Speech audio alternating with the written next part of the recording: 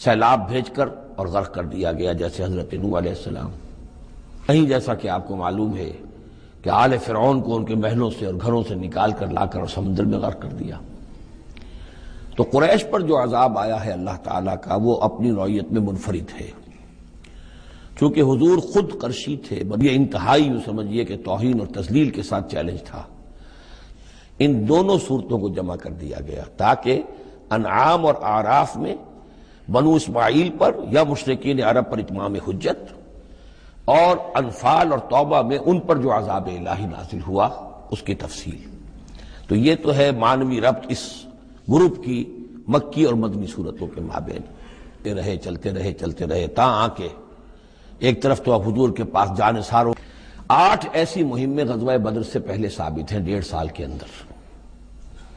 6 مہینے آپ نے وہ لیے، 1.5 سال اور 2 سال کے بعد غزوہ بدر ہو گیا ہے۔ اب ہم اللہ کے نام سے قرآن حکیم میں مکی اور مدنی صورتوں کا جو دوسرا گروپ ہے، اس کی مدنی صورتوں کے جوڑے کا مطالعہ شروع کر رہے ہیں۔ مکیات اس دوسرے گروپ میں 2 ہیں، سورۃ الانعام، سورۃ الاعراف، جن کا مطالعہ ہم کر چکے۔ اور میں نے ابتدا ہی میں عرض کیا تھا کہ یہ گروپ اس اعتبار سے متوازن ہے کہ اس میں 2 ہی صورتیں مکی ہیں، 2 ہی مدنی ہیں۔ انفال اور توبہ یہ 2 مدنیات ہیں۔ ان کا جو ربط اور تعلق ہے اس گروپ کی مکی صورتوں کے ساتھ، پہلے تو اس کو سمجھ لیجئے۔ ہم دیکھ چکے ہیں سورہ انعام اور اعراف میں کہ ان میں اتمام حجت ہوا ہے بنو اسماعیل پر یا مشرکین عرب پر۔ اس اتمام حجت کے بعد اللہ کا جو ہمیشہ سے ضابطہ اور قاعدہ رہا ہے، قانون رہا ہے کہ کسی رسول کے بھیجے جانے کے بعد اور اس کی جانب سے اتمام حجت کے کیے جانے کے بعد بھی اگر کوئی قوم کفر پر اڑی رہے بحیثیت مجموعی، تو اس پر عذاب الہی آتا ہے، عذاب استیصال۔ اگرچہ یہ عذاب مختلف شکلوں میں آیا، کہیں کسی قوم کو ان کے اپنے ہی علاقوں میں سیلاب بھیج کر اور غرق کر دیا گیا، جیسے حضرت نوح علیہ السلام۔ کہیں کوئی بہت تیز آندھی بھیجی اور اس کے نتیجے میں جیسے کہ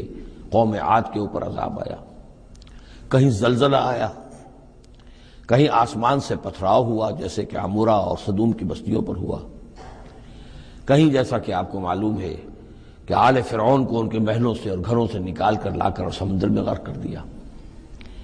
تو قریش پر جو عذاب آیا ہے اللہ تعالیٰ کا، وہ اپنی نوعیت میں منفرد ہے۔ چونکہ حضور خود قرشی تھے، بنی اسماعیل میں سے تھے، اور آپ نے اتمام حجت کر دیا ان پر 13 برس تک، 12 برس تک دعوت دے کر، تو اب گویا کہ وہ عذاب الہی کے مستحق ہو گئے تھے۔ لیکن یہ عذاب الہی جو ہے قریش پر جو آیا ہے وہ بالاقساط آیا ہے۔ اس کی قسط اول ہے کہ جو غزوہ بدر میں ان تک پہنچی، انہیں مکے سے نکالا گیا، جیسے کہ آل فرعون کو ان کے محلات سے نکالا گیا اور لا کر سمندر میں غرق کیا گیا۔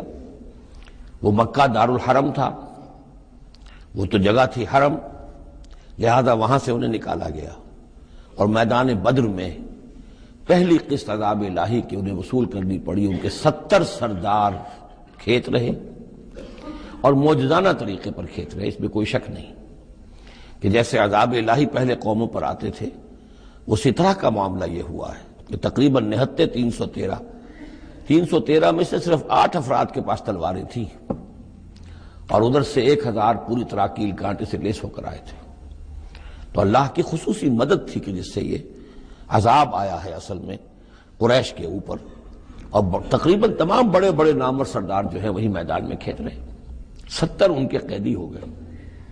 ابھی زخمی کتنے ہوئے ہوں گے انہیں بھی آپ ذہن میں رکھیے۔ تو یہ عذاب کی پہلی قسط تھی جو غزوہ بدر میں آئی ہے۔ اور پھر عذاب کا آخری مرحلہ آیا ہے سن 9 ہجری میں، جب مشرکین عرب کو آخری الٹیمیٹم دے دیا گیا کہ اب بس چند مہینے کی تمہیں مہلت دی جا رہی ہے، اس کے اندر اندر یا ایمان لے آؤ اور یا تمہیں تہہ تیغ کر دیا جائے گا۔ فَإِذَا انْسَلَخَ الْأَشْهُرُ الْحُرُمُ فَاقْتُلُوا الْمُشْرِكِينَ حَيْثُ وَجَدتُّمُوهُمْ۔ اب یہ انتہائی یوں سمجھیے کہ توہین اور تذلیل کے ساتھ چیلنج تھا۔ یہ دوسری بات ہے کہ وہ سب لوگ ایمان لے آئے، اور یہ قتل عام کی نوبت نہیں آئی، لیکن یہ کہ یہ آخری قسط تھی۔ وہ آخری قسط جو ہے سورہ توبہ میں بیان ہوئی ہے، اور عذاب کی پہلی قسط جو ہے وہ سورہ انفال میں ہے۔ ان دونوں صورتوں کو جمع کر دیا گیا تاکہ انعام اور اعراف میں بنو اسماعیل پر یا مشرکین عرب پر اتمام حجت، اور انفال اور توبہ میں ان پر جو عذاب الہی نازل ہوا اس کی تفصیل۔ تو یہ تو ہے معنوی ربط اس گروپ کی مکی اور مدنی صورتوں کے مابین۔ باقی جو یہ سورہ انفال ہے اس کے بارے میں نوٹ کر لیجئے کہ غزوہ بدر کے فوراً بعد متصلاً بعد نازل ہوئی ہے۔ گویا کہ سورہ آل عمران جو ہم پڑھ چکے ہیں اس سے پہلے ہے اس کا نزول، اس کے اکثر و بیشتر حصے سے پہلے نازل ہوئی ہے۔ تو یہ زمانی ترتیب جو ہے اگر یہ ذہن میں نہ رہے تو پھر اس سے کافی خلجان پیدا ہو جاتا ہے۔ اس کا جو پس منظر ہے وہ یہ غزوہ بدر کا معاملہ سمجھنا بہت ضروری ہے۔ دیکھیے یہاں تفصیل کا موقع تو ہے نہیں، میں نے سیرت النبی علیہ صاحب الصلاۃ والسلام سے منہج انقلاب نبوی کے جو مختلف سٹیپس ہیں کہ اس میں کن کن مراحل سے ہو کر آپ نے دین کے غلبے کا جو فرض منصبی آپ کے حوالے کیا گیا تھا اس کی تکمیل فرمائی، تو اس میں یوں سمجھیے کہ ایک مرحلہ تھا جو مکے میں طے ہو گیا، اور اصل میں 4 مرحلے تھے: دعوت، تنظیم، تربیت اور صبر محض۔ وہاں ہاتھ اٹھانے کی اجازت نہیں تھی۔ ہم پڑھ آئے ہیں، سورہ نساء میں آ چکا ہے کہ اس وقت حکم تھا کفو ایدیکم، اپنے ہاتھ بندھے رکھو، تمہارے چاہے ٹکڑے اڑا دیے جائیں، تمہیں زندہ جلا دیا جائے، تم کوئی انتقامی کارروائی تو دور کی رہی، مدافعانہ کارروائی بھی نہیں کرو گے۔ No raising of hands even in self defence. یہ 4 مراحل تھے جو چلتے رہے تا آ کے ایک طرف تو اب حضور کے پاس جانثاروں کی ایک جماعت تیار ہو گئی جو سرد و گرم چشیدہ تھے، ہر طرح کے حالات میں سے گزر چکے تھے، سختیاں جھیل چکے تھے، قربانیاں دے چکے تھے، ان کے اخلاص مع اللہ میں کسی شک و شبے کی گنجائش نہیں تھی، ان کے دل جو ہیں خالص ہو چکے تھے اللہ کے لیے۔ اور دوسری طرف یہ کہ اللہ تعالیٰ نے ایک دارالہجرت کا انتظام کر دیا، کھڑکی کھول دی مدینے کی طرف، ہجرت کا اہتمام ہو گیا تاکہ اہل ایمان کو وہاں سے نکال کر اور مدینے میں لے آیا جائے۔ اب یہاں سے اقدام ہو، اسی لیے ہجرت فرض کر دی گئی کہ اب تمام مسلمان یہاں آ جائیں۔ ظاہر بات ہے کہ ہجرت جو ہے وہ فلائٹ نہیں تھی، وہ کوئی فرار نہیں تھا، بھاگ کر جان بچانا نہیں تھا۔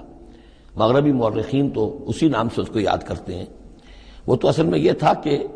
ایک جگہ اگر اس کام کے لیے موضوع نہیں ہے تو کوئی اور بیس، آلٹرنیٹ بیس اگر مل جائے تو وہاں سے اپنا آفینسو جو ہے آخری فیصلہ کن اقدام جو ہے وہاں سے لانچ کیا جائے۔ لہذا مدینے میں آ کر حضور نے صلی اللہ علیہ وسلم صرف 6 مہینے لیے ہیں انٹرنل کنسالیڈیشن، کہ اب آپ آئے ہیں، نئے آئے ہیں، مہاجرین نئے آئے ہیں، تو ایک تو یہ کہ ان 6 مہینے میں آپ نے مسجد نبوی تعمیر کر لی، مرکز بن گیا، گورنمنٹ ہاؤس بھی ہو گیا یہ، اور پارلیمنٹ ہاؤس بھی ہو گیا، دارالندوہ بھی ہو گیا، دارالعلوم بھی ہو گیا، خانقاہ بھی ہو گئی، عبادت گاہ بھی ہو گئی، مرکز ہو گیا۔ ثانیاً آپ نے انصار اور مہاجرین کے اندر مواخات کرا دی، ایک انصاری ایک مہاجر بھائی بنا دی۔ تیسرے یہ کہ آپ نے بہت بڑا کام یہ کیا کہ جو یہود کے قبیلے وہاں آباد تھے ان کو آپ نے ان کے ساتھ ایک معاہدہ کر لیا، جوائنٹ ڈیفنس آف مدینہ، میثاق مدینہ، مدینے کی ایک مدافعت جو ہوگی وہ مشترک ہوگی، کوئی بھی حملہ آور آئے گا باہر سے تو مل کر مسلمان اور یہودی اس معاملے میں ایک ملت ہوں گے اور دفاع کریں گے مدینے کا۔ بس 6 مہینے آپ نے اس کام میں لیے، 7ویں مہینے سے پھر آپ نے کچھ چھوٹے چھوٹے دستے بھیجنے شروع کر دیے، چھاپا مار دستے سمجھ لیجئے، کہ جس سے وہ جو کیروان روٹس تھے، قریش کی لائف لائن یہی تھی، ان کا تجارتی سلسلہ تھا، شام کی طرف قافلے جو جاتے تھے وہ بدر سے ہو کر گزرتے تھے، بدر کے قریب سے، اور بدر جو ہے مدینے سے قریب تر تھا، مکے سے فاصلہ زیادہ ہے، اور جو قافلے جاتے تھے یمن کو وہ طائف سے ہو کر گزرتے تھے۔ تو آپ نے ان راستوں کے اوپر چھاپا مار دستے بھیجنے شروع کر دیے۔ جدید اصطلاح میں اس کو یہ کہا جائے گا کہ اکنامک بلاکیڈ آف مکہ۔ 8 ایسی مہمیں غزوہ بدر سے پہلے ثابت ہیں 1.5 سال کے اندر۔ 6 مہینے آپ نے وہ لیے، 1.5 سال اور 2 سال کے بعد غزوہ بدر ہو گیا ہے۔ تو یہ 1.5 سال میں 8 مہمیں، جن میں سے 4 میں کہ حضور خود بھی بنفس نفیس شریک رہے ہیں، اس لیے وہ غزوات کہلاتے ہیں، اور 4 وہ ہیں کہ جن میں آپ نے صرف کچھ لوگوں کو بھیج دیا ہے کسی امیر کے تحت، وہ سرایا کہلاتے ہیں۔ تو یہ جو صورتحال ہوئی، اور اس میں یہ بھی ہوا کہ حضور جہاں جاتے تھے خود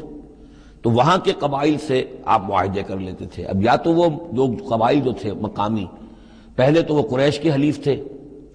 اب یا تو وہ حضور کے حلیف ہو گئے، مسلمانوں کے حلیف ہو گئے، تو قریش کی طاقت کم ہوئی، مسلمانوں کی بڑھ گئی،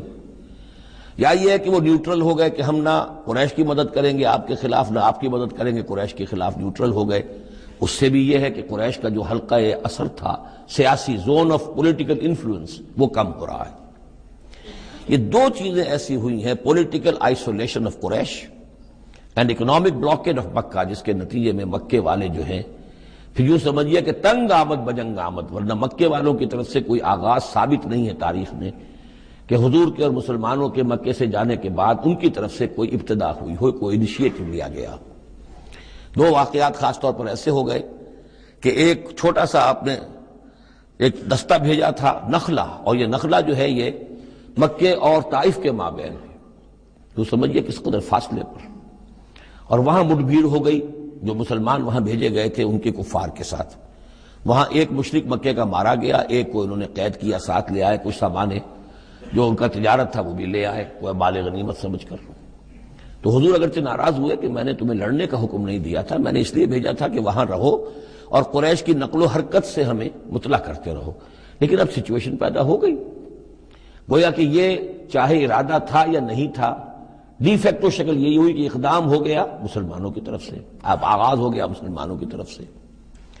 ادھر جب ابو سفیان لے کر جا رہے تھے بہت بڑا قافلہ شام کی طرف،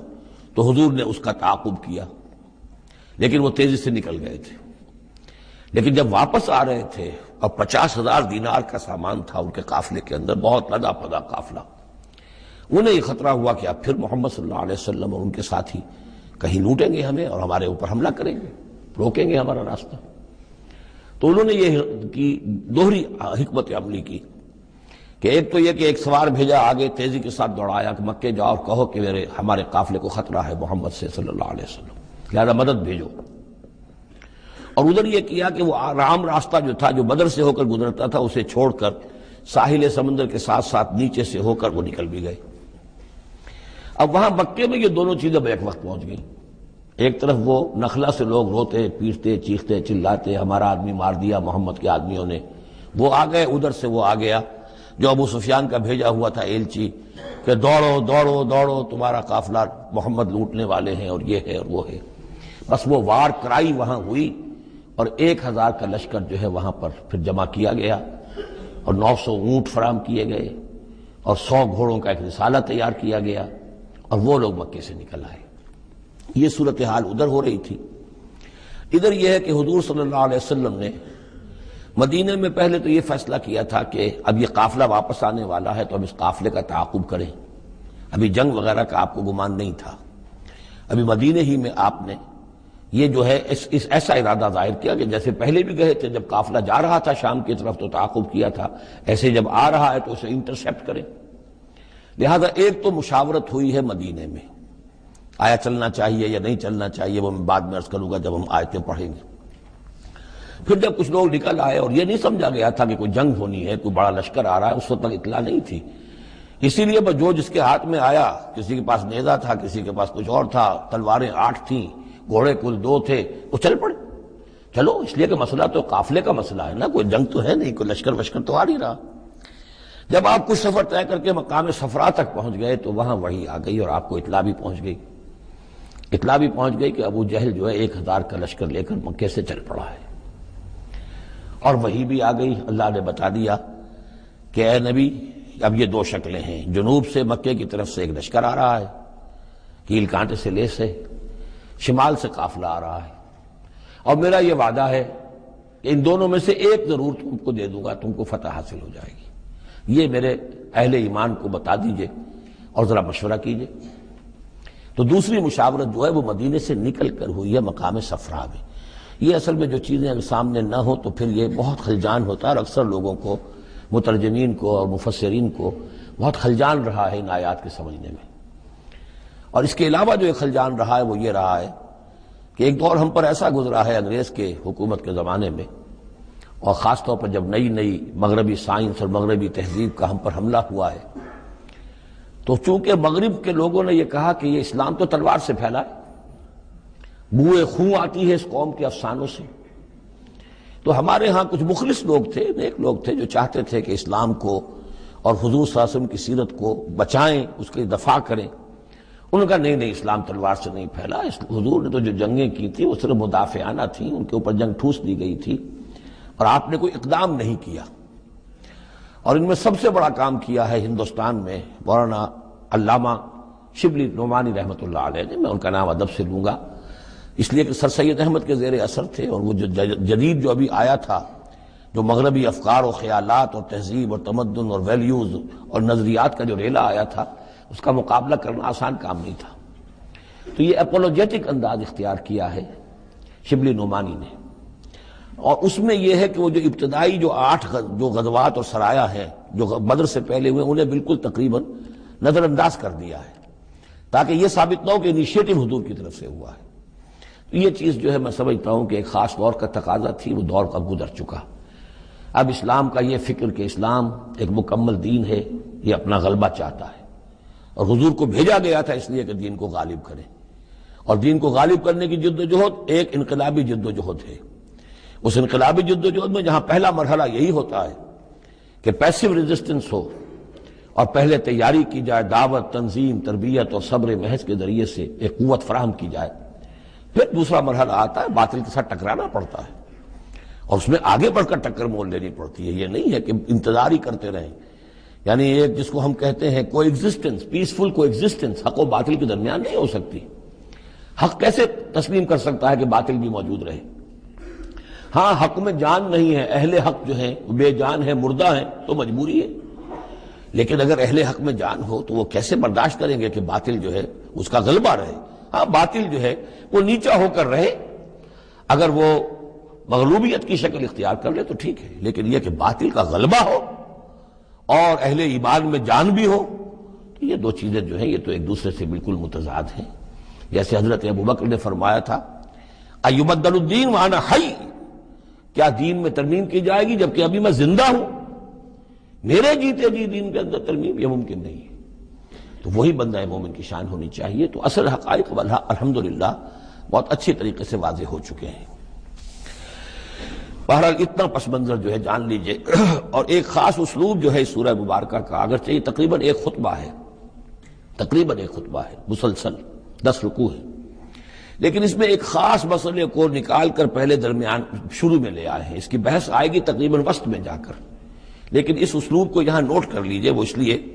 کہ یہی اسلوب ہے جس سے ہمیں سمجھنے میں مدد ملے گی سورہ توبہ کے جو ترتیب مضامین ہے، وہاں بھی بہت اشکال ہے، اور بہت سے مترجمین کو جدید دور کے جو زیادہ محنت نہیں کر سکے ہیں، بس ترجمہ مکمل کرنا انہوں نے اپنے پیش نظر رکھ لیا، تفسیر مکمل کرنی ہی ہے، لہذا وہ تیزی کے ساتھ وہ دقت نظر کا ثبوت نہ دے سکے تو اس میں بڑے خلجان پیدا کر دیے ہیں۔ وہ اسلوب کیا ہے کہ اس پوری بحث میں سب سے ایک نمایاں مسئلہ یہ ہو گیا تھا غزوہ بدر کے بعد کہ مال غنیمت پر مسلمانوں میں جھگڑا ہو گیا۔ پہلی جنگ تھی، غنیمت کی تقسیم کیسے ہوگی، اس کا قانون کیا ہے، اس کا ضابطہ کیا ہے، وہ معلوم نہیں تھا۔ اور یہ کہ عام طور پر جو عرب میں پہلے رواج تھا وہ تو یہ تھا کہ جس کے ہاتھ جو لگ گیا بس وہ اس کا ہے، وہ تو لوٹ مار جانتے تھے، کوئی باقاعدہ جنگ جو ہے وہ تو ان کے ہاں اس طریقے سے منظم کوئی تنظیم تو تھی نہیں، تو جو جس کے ہاتھ لگ گیا۔ اب لوگوں نے یہ سمجھا غزوہ بدر میں جس نے جو کچھ مال غنیمت جمع کیا وہ اس کا ہے۔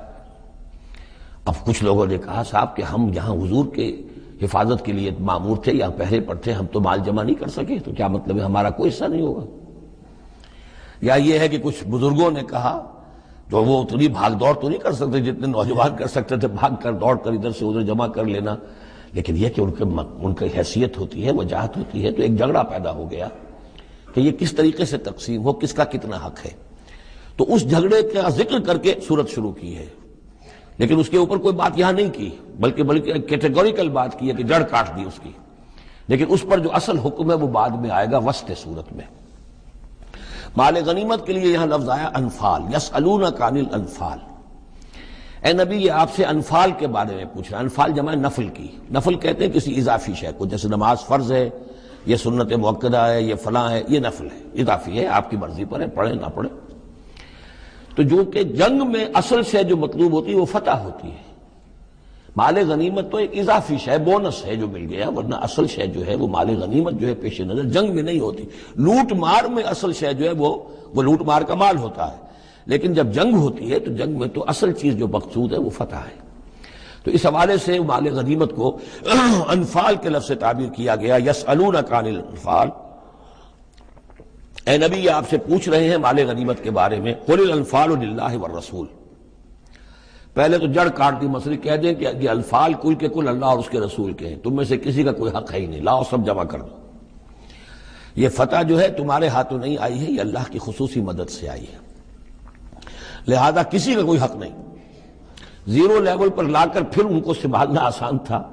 کہ جب معلوم ہو کہ سب کچھ ہاتھ سے دے کر، تو پھر تو ظاہر بات ہے کہ آدمی جو ہے جب ساری جاتی دیکھیے تو آدھی دیجے بانٹ والی بات ہے، پھر وہ کم کے اوپر بھی راضی ہو گئے۔ لیکن پہلا مسئلہ یہی تھا، قل الانفال للہ والرسول واتقوا اللہ، اللہ کا تقوی اختیار کرو، واصلحوا ذات بینکم، اور اپنے آپس کے معاملات کو درست کرو، واطیعوا اللہ ورسولہ، اور اللہ اس کے رسول کی اطاعت کرو، ان کنتم مؤمنین، اگر تم مومن ہو۔ گویا کہ جڑ ہی کاٹ دی، کسی کا کوئی حق اس میں ہے ہی نہیں، یہ سب اللہ اس کے رسول کے لیے یعنی اسلامی ریاست کے لیے۔